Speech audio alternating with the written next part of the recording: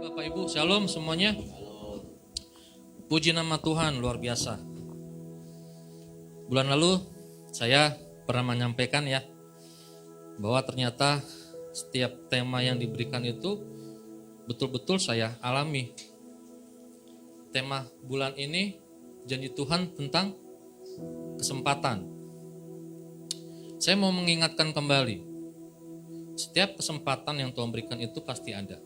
Bulan Januari kita mendengarkan khotbah tentang kedatangan Tuhan yang kedua kali atau akhir zaman. Di situ sebenarnya Tuhan udah ngasih kesempatan bagi kita. Betul ya, Januari. Bulan Februari kita mendengarkan firman Tuhan, satu bulan itu temanya janji Tuhan tentang perlindungan. Apakah di situ tidak ada kesempatan? Ada dong. Betul? Tuhan memberikan kesempatan untuk melindungi kita dari segala mara bahaya kecelakaan di awal bulan, di awal tahun 2022 bulan kedua. Bulan ketiga kita mendengar firman Tuhan dengan tema janji Tuhan tentang pemulihan. Itu juga ada kesempatan Tuhan memulihkan diri kita, pribadi kita secara psikologi, secara emosional, secara karakter kepribadian. Bulan keempat ada janji Tuhan tentang pengampunan. Di situ juga ada kesempatan sebetulnya. Ya, banyak kesempatan Tuhan berikan. Bulan kelima, janji Tuhan tentang kesembuhan. Ada kesempatan untuk memulihkan kita, menyembuhkan luka-luka batin kita dari toksik yang selama ini kita berikan, yang masuk dalam diri kita. Bulan keenam, janji Tuhan tentang penolong. Di situ juga Tuhan berjanji akan memberikan kesempatan ada orang-orang yang menolong. Bulan ketujuh, janji Tuhan tentang berkat atas keluarga, ada kesempatan juga di situ. Bulan ke-8, janji Tuhan tentang kekuatan, sama. Dan kemarin, bulan ke-9, janji Tuhan tentang penyertaan. Ada kesempatan? Ada. Dan bulan ini, temanya juga janji Tuhan tentang kesempatan. Saudara, selama tahun 2022, kita sudah menjalani selama 9 bulan. Ini masuk bulan 10. Apakah kesempatan demi kesempatan dari Januari sampai September yang Tuhan berikan pada kita melalui tema-tema yang gereja JKI Home terapkan dalam kehidupan kita masing-masing jemaat Tuhan, sudahkah kesempatan itu kita terapkan dalam kehidupan kita dan kita lakukan? Ya, sudah atau belum? Nah, sekarang kita akan mendengar firman Tuhan, kita akan belajar dari satu tokoh. Ini tokoh ini luar biasa. Seorang raja yang luar biasa, punya prestasi, punya banyak dah hal-hal yang positif. Sehingga orang melihat, dia memang raja yang berintegritas. Mari kita membuka di dalam kitab 2 Raja-Raja 20 ayat 1 sampai 4. Kitab 2 Raja-Raja pasal 20 ayat 1 sampai 4, Bapak Ibu.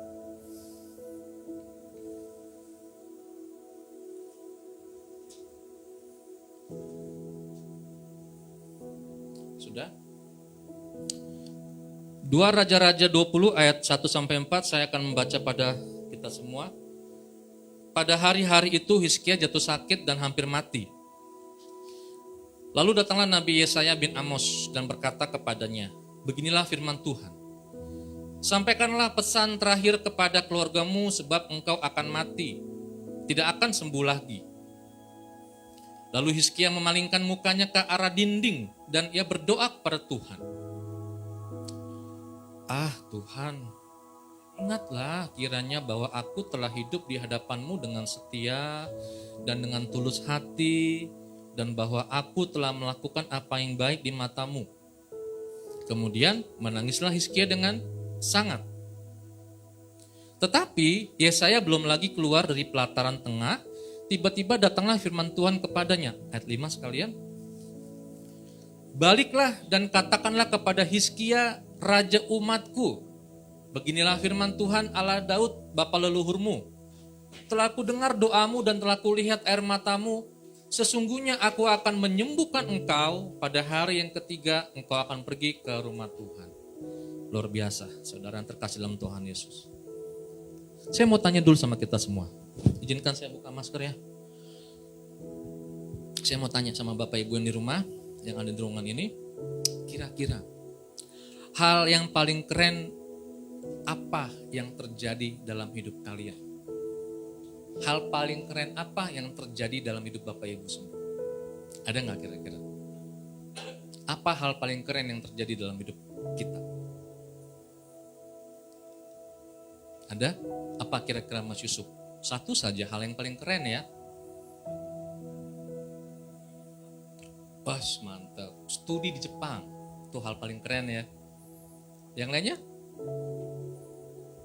Ibu bisa jawab, Bu? Iya, hal paling keren yang Ibu alami. Keren.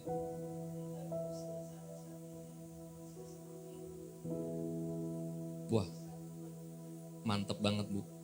Dalam usia sudah berlanjut masih mengenal dia. Semakin mengenal. Terima kasih ya, Saudara Yusuf dan Ibu. Itulah hal yang paling keren dalam hidup.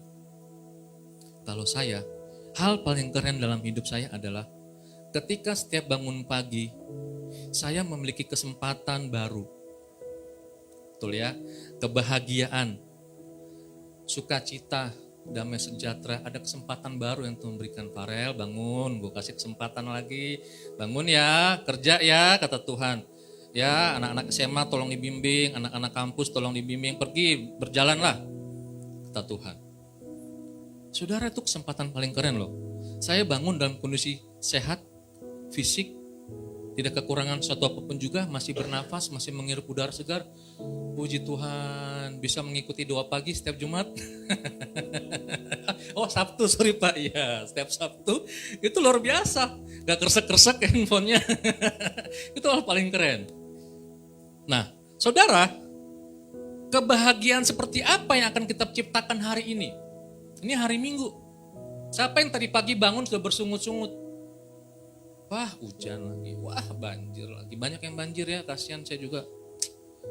Kasihan kalau saya melihat teman-teman kita, saudara-saudara kita pada kebanjiran, bangun pagi, air semua di rumah. Gak bahagia pasti, saya udah pernah ngalamin kok, nggak tuh gak bahagia. Cemberut kita, kesel. Bapak Ibu yang terkasih Tuhan Yesus, bahagia atau tidaknya perasaan kita, itu sangat dipengaruhi oleh cara berpikir kita. Sukses atau tidaknya hidup kita juga sangat dipengaruhi oleh cara berpikir kita. Kita mau sukses, kita mau maju, itu tergantung bagaimana kita berpikir. Kalau kita melihat masalah itu sebagai gunung yang gak bisa kita tembus, ya sudah, kita mentok. Kalau kita melihat teman sekantor kita itu sebagai musuh bebuyutan yang harus kita jegal terus, ya udah. Setiap datang ke kantor itu aja tujuan kita, bagaimana menjegal dia. Kalau setiap pagi kita bangun dalam kondisi males, gak mau sekolah, yang dipikirkan cuma main, game, dan sebagainya, ya itulah kehidupan kita nantinya. Saudara-saudara yang terkasih dalam Tuhan Yesus, hidup kita ini hanya sekali. Dan umur kita pun terbatas.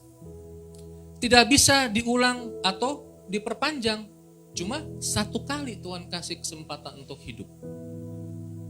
Karena itu sebenarnya hidup kita sangat berarti.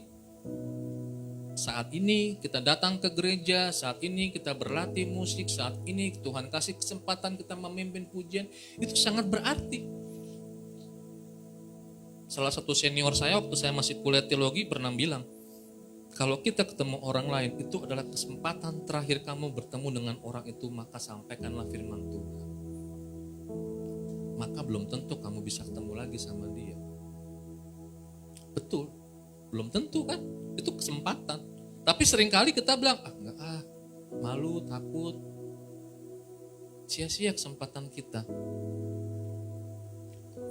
Saudara, pernahkah Anda termenung dan bertanya pada diri sendiri, apa yang menjadikan hidup ini mengandung arti bagi Anda? Berpikir, apa ya, kok hidup aku kok begini-begini aja ya, kayaknya sia-sia, semua yang saya lakukan gagal. Kayaknya gak ada artinya, gak ada kesempatan lagi yang Tuhan berikan. Apa obsesi kita dalam hidup ini dari hari ke hari? Kayaknya hidup berputar gitu-gitu aja, gak ada perubahan. Bapak Ibu, ada banyak hal yang patut membuat kita berpikir tentang hidup ini. Hidup begitu syarat dengan pengalaman serta angan-angan. Dengan berbagai perasaan serta dambaan. Dengan banyak kesempatan dan kesulitan. Kita mendambakan seperti yang orang-orang ingin juga melakukannya. Seperti tadi Mas Yusuf katakan, hal yang paling keren dia studi di Jepang. Siapa yang gak mau? Luar biasa. Ada kesempatan Tuhan berikan. Ya. Bapak Ibu, mari kita lihat firman Tuhan pada pagi hari ini. Ada seorang raja bernama Hizkia. Dia baru berumur 39 tahun. Ketika ia akan meninggal dunia, akibat penyakit yang dideritanya. Usianya berapa? 39 tahun. Dia sudah raja. Kesempatan jadi raja di usia muda. Tapi sayang, dia mau meninggal, mati. Padahal dia baik. Baik banget.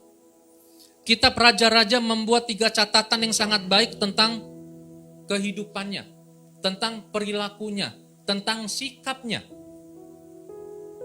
Pertama, mari kita melihat di 2 Raja-Raja 18 ayat 3. Di dalam 2 Raja-Raja 18 ayat 3 di situ dikatakan bahwa Raja Hizkia melakukan apa yang benar di mata Tuhan. Apa yang benar di mata Tuhan itu udah pasti sempurna. Ya, kalau di mata manusia belum tentu ya. Betul. Tapi kalau apa yang kita lakukan benar di mata Tuhan itu pasti perfect. Keren. Wah, begini deh. Keren banget di mata Tuhan soalnya. Nah, Raja Hizkia melakukan tepat seperti yang dilakukan Daud. Hizkia tidak hanya bertanggung jawab atas kehidupan jasmani rakyatnya, tetapi terutama kehidupan rohaninya juga. Dia memperhatikan kehidupan rohaninya. Karena itu, Raja Hizkia melakukan pembersihan secara besar-besaran terhadap praktek-praktek perzinahan rohani. Betul ya? Selain itu, ia juga mempunyai kehidupan iman dan ketaatan yang seimbang. Artinya apa Bapak Ibu? Dalam seluruh kehidupannya pribadinya, Raja Hizkia, antara keyakinan dan praktek tidak terdapat perbedaan. Sama dengan integritas. Betul ya, itu kan integritas, kita bicara integritas ya. Apa yang diomongin dia lakukan, betul. Dia nggak cuma khotbah, dia nggak cuma menyampaikan apa kepada rakyatnya, tapi dia lakukan juga sebagai raja. Dia praktekkan karena dikasih kesempatan sama Tuhan. Sebagai raja di usia segitu, dia buktikan.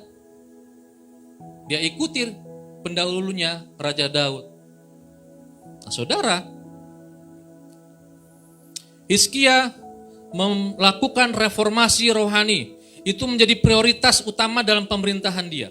Sebab ia punya keyakinan dan punya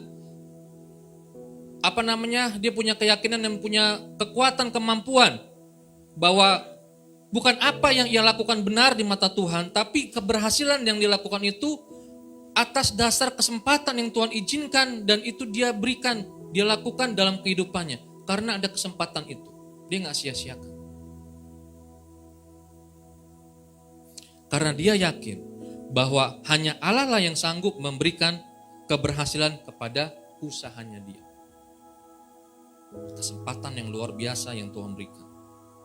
Itu yang pertama. Yang kedua, apa usahanya? Apa yang dilakukan yang kedua? Di dalam ayat kelima. Masih dalam 2 Raja-Raja 18 ayat kelima. Ia percaya kepada Tuhan Allah Israel dan di antara semua raja Yehuda, baik yang sesudah dia maupun yang sebelumnya, tidak ada lagi yang sama seperti dia. Luar biasa. Dia melakukan, ia percaya kepada Tuhan Allah Israel. Percaya, dia serahkan semuanya, kemampuannya itu. Yang ketiga, ayat ke-6. Ia berpaut kepada Tuhan. Tidak menyimpang daripada mengikuti dia. Dan ia berpegang pada perintah-perintah Tuhan. Dia berpegang. Saudara yang terkasih dalam Tuhan Yesus. Luar biasa ya. Seorang raja muda di usia 39 tahun betul-betul menyerahkan kehidupannya kepada Tuhan. Seharusnya dia bisa gak sih buat kejahatan? Bisa, peluangnya banyak loh. Bisa, dia raja, siapa yang mau ngelawan raja? Raja, dia raja tunggal. Bisa dibuat semena-mena, bisa. Gampang orang raja. Tapi dia gak melakukan. Kesetiaannya dihargai oleh Allah dengan memberikan kepadanya kemenangan terhadap para musuh kerajaan Yehuda. Bahkan, perhatikan di sini Bapak Ibu. Pada masa dia, tidak ada musuh yang bertahan melawan dia. Keren gak? Keren. Kenapa? Karena dia berpegang sama Tuhan. Gak sama kekuatan, gak sama panglima-panglima, prajurit-prajurit. Dia percaya Allah saya maha kuasa, Allah Israel, Allah Abraham, Allah Ishak, Allah Yakub. Mantep man, keren loh. Ini kesempatan di usia muda ketika Tuhan izinkan teman-teman pemuda-pemudi menduduki prestasi yang luar biasa sebagai manajer atau sebagai pemimpin atau sebagai seorang ayah atau sebagai seorang ibu, lakukanlah itu. Bergantung sama Tuhan. Saudara, apa reaksi Hizkia ketika mendengar bahwa tak lama lagi ia akan meninggal? Kalau kita dibilang sama dokter, Farel umurmu sudah tinggal 1 minggu lagi. Biasanya kalau orang pikirannya nggak bener, biasanya kalau dokter bilang itu, gue seneng-seneng aja lah ke kafe, ke klub ya, puas-puasin udah mau mati, mau kemana. Ada juga orang yang melakukannya dengan baik, rajin dia beribadah, sembahyang, dia masuk ke rumah ibadah, dia memberitakan firman Tuhan ada. Apa reaksi Hizkia? Lalu Hizkia memalingkan mukanya ke arah dinding dan ia berdoa kepada Tuhan. Kalau orang lagi sedih gimana sih doanya? Kan gitu ya, Tuhan, ya Allah, gitu ya Tuhan, sedih amat sih gue udah mati besok. Kasih dong kesempatan Tuhan. Tuhan ingatlah kiranya bahwa aku telah hidup di hadapan-Mu dengan setia dan dengan tulus hati. Dan bahwa aku telah melakukan apa yang baik di mata-Mu Tuhan. Masa kamu gak memperhitungkan semuanya, kata Raja Hizkia. Kemudian menangislah Hizkia dengan sangat. 2 Raja-Raja 20. Seorang raja menangis. Karena dia sadar bahwa hidupnya tinggal sebentar lagi. Dan harus berakhir dalam usia yang muda. Saudara, lalu apa yang terjadi di sini? Pada ayat ke-6, Tuhan tergerak hatinya dan Tuhan berkata, Aku akan memperpanjang hidupmu 15 tahun lagi. Keren gak tuh? Keren loh. Dikasih perpanjangan usia 15 tahun lagi. Ada kesempatan hidup 15 tahun lagi. Hizkia bengong. Bener gak ya apa yang saya dengar? Bener. Tuhan akan memperpanjang hidup Hizkia dengan 15 tahun lagi. Dia senang. Dia kaget. Wow, saya akan hidup 15 tahun lagi. Senang banget. Gak nyangka. Ternyata keinginannya dikabulkan sama Allah. Dan ia terpesona, dia terharu. Sehingga di dalam Yesaya 38 ayat 10-20 itu ada nyanyian yang tercatat di situ. Bagaimana cerminan segala perasaannya itu. Sukacita dia. Sehingga dia membuat satu nyanyian dalam Yesaya 38 ayat 10-20. Dia bangga. Bapak Ibu, sungguh jarang terjadi bahwa hidup seseorang diperpanjang. Tetapi, benarkah bahwa itu jarang terjadi? Diperpanjang secara dramatis seperti yang terjadi pada Hizkia memang jarang, betulnya jarang banget. Jarang bisa dihitung lah. Jarang, ada tapi jarang. Jarang sekali. Tetapi, perhatikan di sini. Diperpanjang dalam arti bahwa Tuhan masih memberi hidup sebenarnya diberikan oleh Tuhan kepada kita semua. Kepada saya, kepada Pak Gembala, kepada Bapak Ibu, kepada kita semua. Apa contohnya? Sering kita temukan orang yang ditegur atas kesalahannya, Dia tidak merasa atau tidak mengaku bahwa dia salah. Tak jarang justru dia mengcounter atau melawan dan menuduh penegur itu dengan berbagai kata. Padahal itu ada kesempatan teguran itu kepada dirinya. Tapi dia langsung mengcounter dirinya bahwa dia nggak bersalah. Padahal dikasih kesempatan untuk masih bekerja di situ. Iya kan? Dia nggak sadar. Oh iya saya salah ya ternyata ya. Saya salah.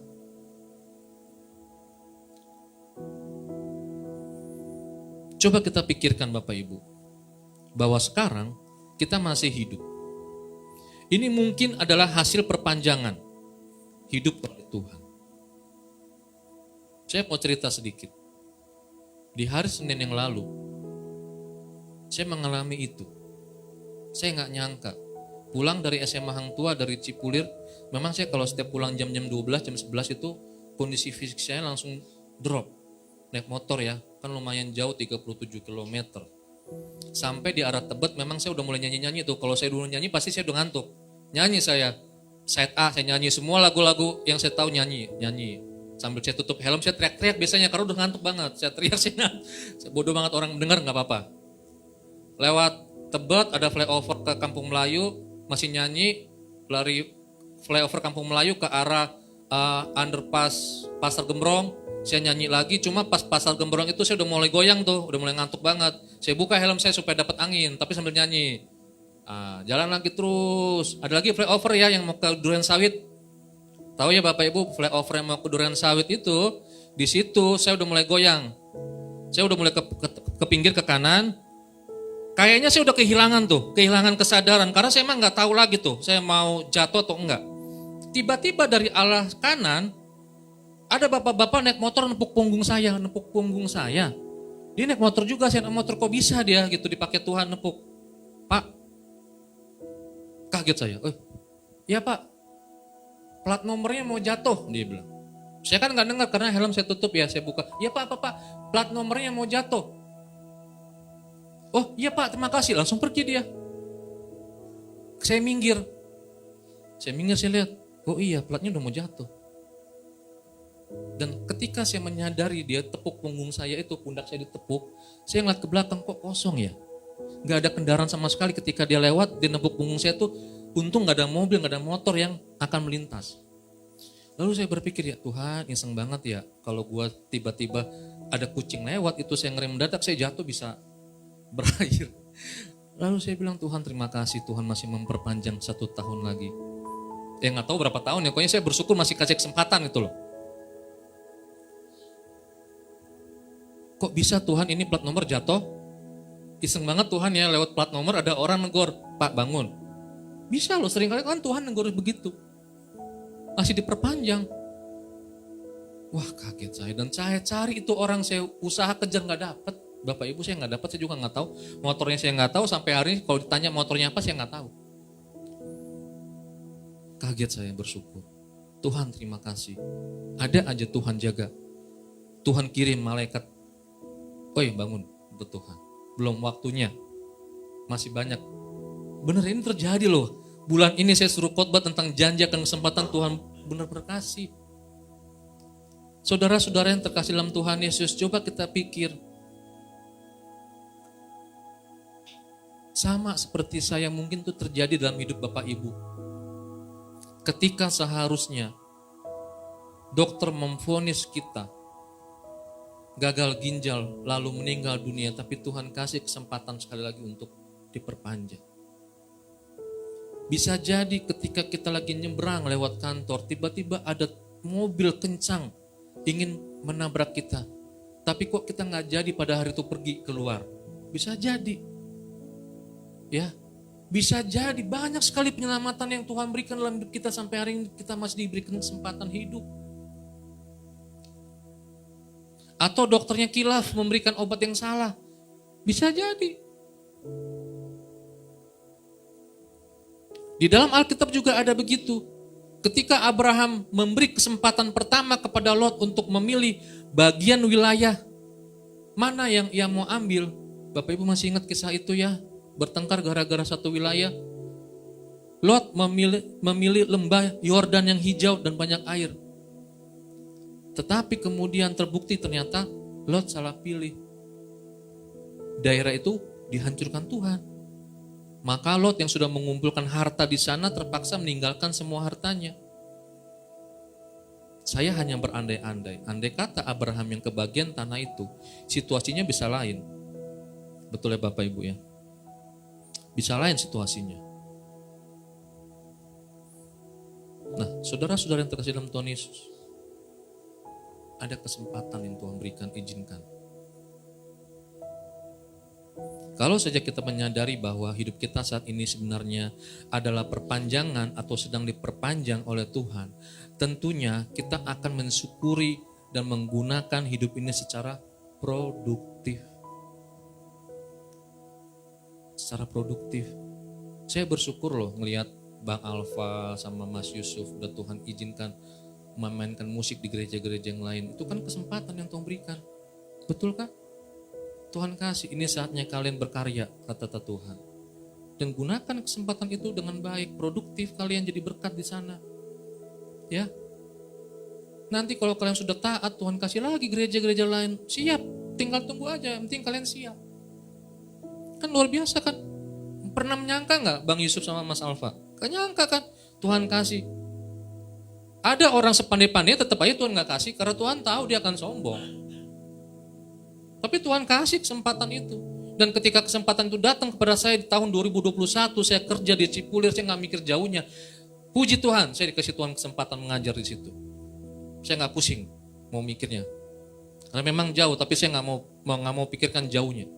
Di bulan Juni, Tuhan kasih kesempatan bergabung salah satu STT. Saya gunakan kesempatan itu dengan baik. Dan contohnya jelas ada di depan kita, Pak Irwan, Tuhan kasih kesempatan berkarya lagi di Cikarang, salah satu pabrik yang besar. Main-main gak Pak Irwan? Enggak, kita gak pernah main-main, lihat beliau main-main kan. Tuhan kasih kesempatan, ayo Pak Irwan berkarya di sini, kata Tuhan. Dan saat ini, Tuhan berikan kesempatan kepada Pak Irwan mengembalai kita sebagai gembala JKI Home. Ada gak Pak Irwan main-main selama ini? Enggak ada. Dia gunakan kesempatan ini dengan baik. Makanya kita bersyukur kalau Tuhan terus pakai Pak Irwan untuk mengingatkan kita. Saya percaya kok Bapak Ibu gereja ini akan besar. Kalau kita sudah siap, itu aja kuncinya. Kita siap nggak sekarang? Tuhan kasih kesempatan nih hari ini nih. Ayo kita gunakan dengan baik. Tinggal tunggu waktunya nih. Saudara yang terkasih Tuhan Yesus, itulah namanya produktif. Itulah sikap Hizkia. Perhatikan di sini ya. Ketika masa perpanjangan hidupnya digunakan Hizkia untuk berkarya dan karyanya adalah suatu prestasi teknik yang luar biasa menurut ukuran zaman itu. Ia memimpin pembuatan sebuah terowongan air yang memang diperlukan di kota Yerusalem. Sebagaimana dicatat di dalam 2 Raja-Raja 20 ayat 20, kita lihat dulu yuk. 2 Raja-Raja 20 ayat 20 itu salah satu prestasi Hizkia, ini luar biasa, dia membuat terowongan. Perhatikan saya akan baca. Selebihnya dari riwayat Hizkia, segala kepahlawanannya dan bagaimana ia membuat kolam dan saluran air dan mengalirkan air ke dalam kota itu. Ini prestasi, ini teknik loh. Raja Hizkia sudah memikirkan ini. Bahkan 2 Tawarik 30 juga mencatat itu. Dalam 2 Tawarik 32 ayat 30.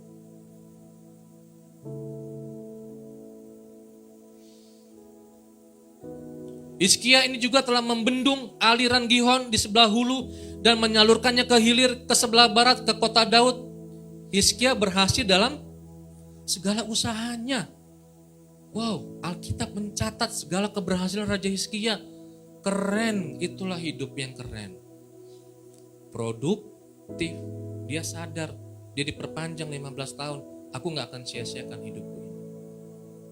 Gak akan ku sia-siakan. Wow, biasa. Amazing. Dia mulai memikirkan bagaimana saya harus bisa membangun kota ini dengan baik. Ada kesempatan jadi pemimpin. Saudara, ada satu lagi prasasti yang sampai sekarang masih ada di Yerusalem. Itu merupakan saksi prestasi kerja Hizkia. Terowongan panjangnya kira-kira 533 meter. Lebarnya sekitar 1,5 meter dan dalamnya bisa berubah-ubah antara 1,1 meter sampai 3,4 meter. Itu dibuat di bawah tanah yang seluruhnya terdiri dari jenis batu granit yang sangat pejal dan padat. Para pekerja melubangi terowongan itu dengan kapak, palu, dan linggis dari dua arah lalu bertemu di tengahnya. Perhatikan di sini Bapak Ibu, dengan terowongan itu, air dari mata air Gihon di luar kota Yerusalem dialirkan di bawah tembok benteng kota sampai ke tempat penampungan yang bernama Siloam.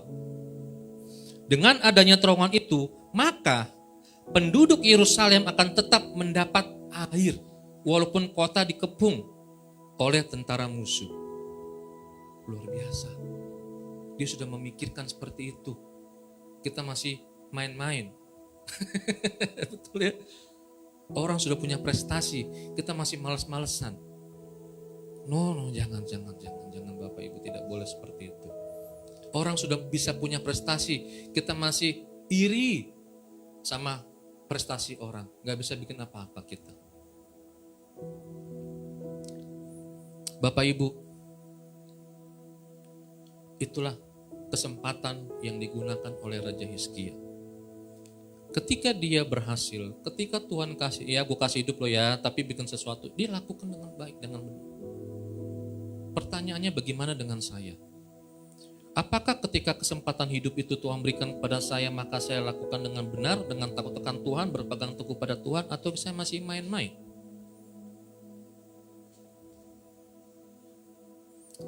Bapak Ibu yang terkasih, hidup Hizkia telah diperpanjang 15 tahun.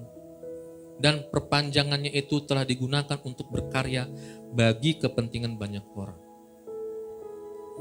Hizkia meninggalkan sesuatu yang berguna. Ada peribahasa, masih ingat gak? Gajah mati, meninggalkan gading. Harimau mati, meninggalkan belang. Kita tinggal pilih.